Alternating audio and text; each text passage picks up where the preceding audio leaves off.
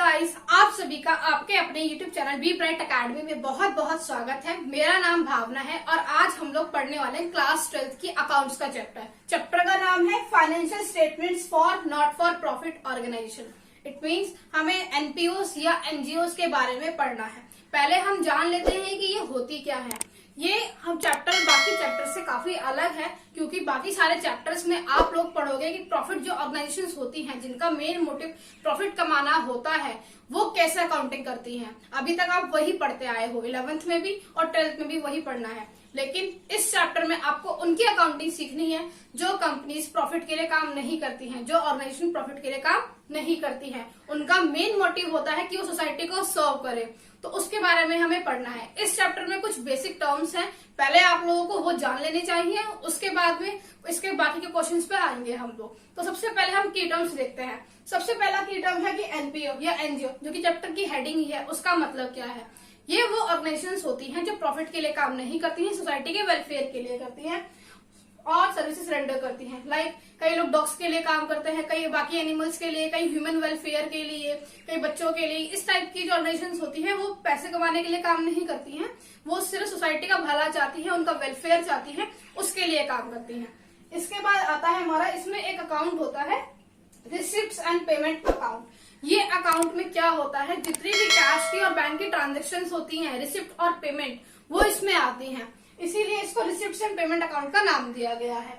और इसमें सारे के सारे पेमेंट्स और रिसिप्ट्स अकाउंट की जाती हैं, सबको कंसिडर किया जाता है। उसका कोई फर्क नहीं पड़ता इसमें कि उसका नेचर क्या है, या तो वो रेवेन्यू नेचर की है या कैपिटल नेचर की है, इससे उनको कोई मतलब नहीं होता है। इसके बाद आता है इनकम एंड एक्सपेंडिचर अकाउंट। जैसे कि नाम से ही पता चल रहा है कि इसमें हम इनकम और एक्सपेंडिचर जो भी होगा वो डालेंगे, इसलिए बिल्कुल प्रॉफिट एंड लॉस अकाउंट के जैसा ही होता है।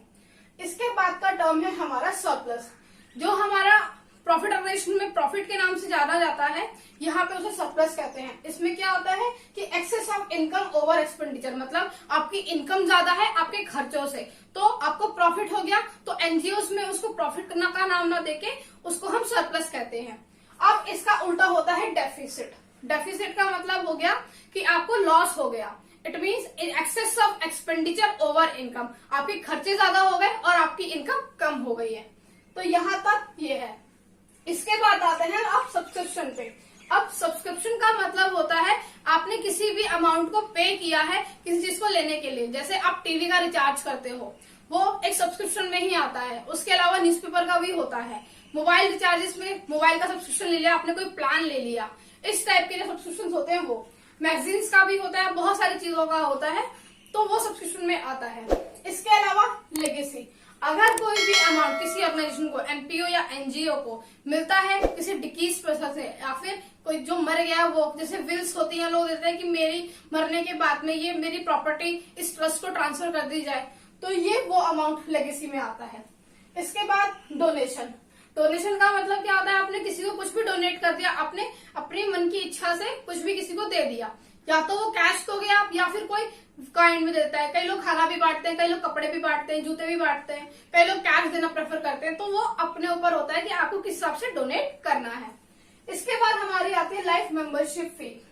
लाइफ मेंबरशिप फी मतलब आपने अपनी मेंबरशिप फी दे दी और पूरे लाइफ टाइम के लिए एक ही बार में दे दी है, तो इसीलिए इसे यहाँ पे लिखा गया लमसम। लमसम मतलब होता है एक ही बार में किसी भी चीज की पूरी पेमेंट कर देना। और यहाँ पे हम किस लिए कर रहे हैं, होल लाइफ की मेंबरशिप के लिए, मतलब अब जब तक हम जिंदा रहेंगे तब तक के लिए हमने मेंबरशिप फी पे कर दी है। इसके बाद fund based accounting. Fund based accounting का मतलब कि हमें अलग अलग हिसाब से कुछ फंड्स मिलते हैं, उसकी अकाउंटिंग हम कैसे करेंगे, इन सब के बारे में हम लोग डिटेल में जानेंगे। चलिए अब हम एक एग्जांपल से समझते हैं कि रिसिप्ट्स एंड पेमेंट अकाउंट कैसे बनाया जाता है। इसके लिए हमने एक इलस्ट्रेशन लिया है, हम उसको सॉल्व करके देखेंगे तो हमको ज्यादा चीजें अच्छे से क्लियर हो पाएंगी।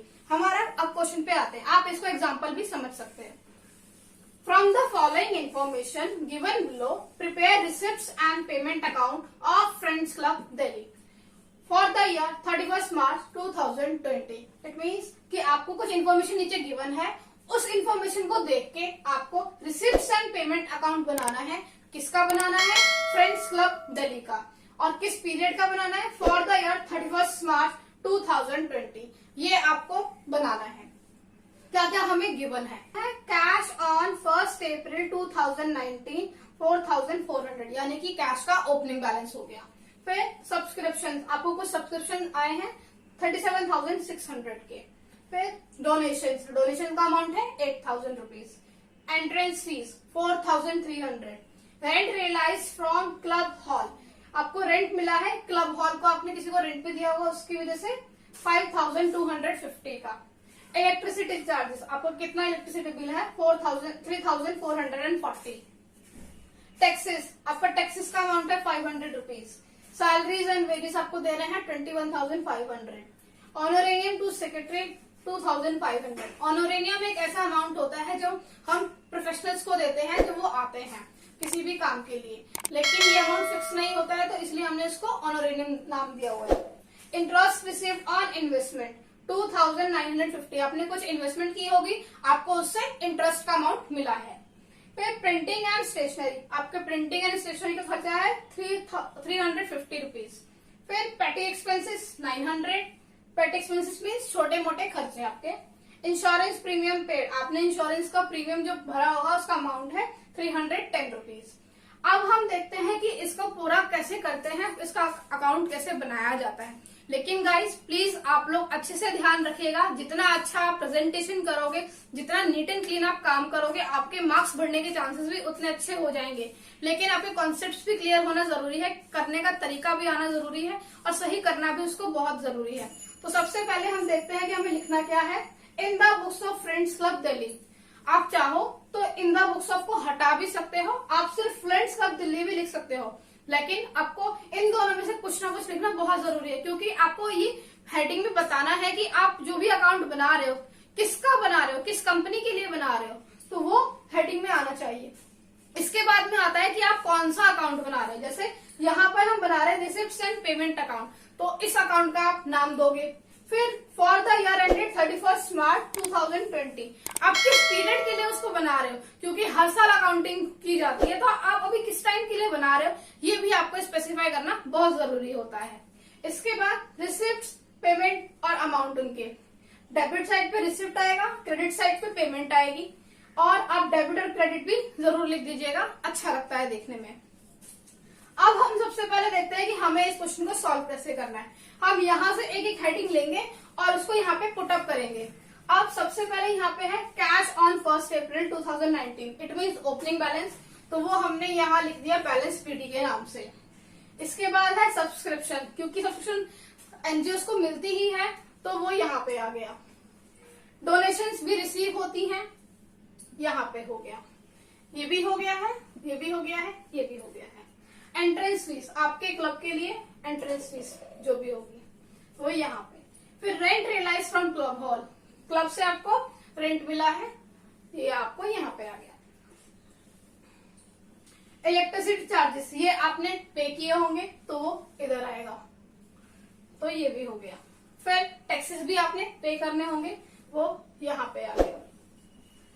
सैलरीज एंड वेजेस, ये भी आपको पे करने हैं, तो ये आ गया यहाँ पे। इसके बाद ऑनोरेनियम टू सेक्रेटरी, आपने ऑनोरेनियम कोई ना कोई आपके यहाँ पे आया होगा, आपने उसको बुलाया है, प्रोफेशनल सर्विसेज उसकी ली है, तो आपने पे किया है अमाउंट, तो वो यहाँ पे ही आएगा। फिर इंटरेस्ट रिसीव्ड ऑन इन्वेस्टमेंट, आपने कोई इन्वेस्टमेंट की होगी, आपको इंटरेस्ट मिला है, तो आपको मिला है तो यहाँ पर आएगा। फिर प्रिंटिंग एंड स्टेशनरी का भी जो छोटे मोटे खर्चे होते हैं वो यहाँ पे आ गए, प्लस पेटी एक्सपेंसेस यहाँ पर आ गए, और इंश्योरेंस प्रीमियम पे ये भी आपने पे किया है, तो ये भी यहाँ पर आ गया। अब हमने देख लिया कि हमारे सारे एक्सपेंसेस कवर अप हो गए, तो अब हम क्या करते हैं, बैलेंस करके देखते हैं। अब यहाँ पे ओपनिंग बैलेंस की बने, रिसिप्ट एंड पेमेंट सब कुछ हो चुका है, तो अब लास्ट में जो भी आएगा वो हमारा बैलेंस सीडी होगा। तो हम यहाँ पे इन सबका टोटल करेंगे, उसको फाइनल कॉलम में लिखेंगे, फिर इसको बैलेंस करेंगे। आई होप आपको ये क्वेश्चन समझ में आया होगा। अब मैं आपको एक क्वेश्चन दे रही हूँ एज अ होमवर्क, और आप उस क्वेश्चन को देख लीजिएगा, और उसका आंसर आपको जो भी निकलेगा आप मुझे जरूर कमेंट सेक्शन में बताइएगा। Thank you.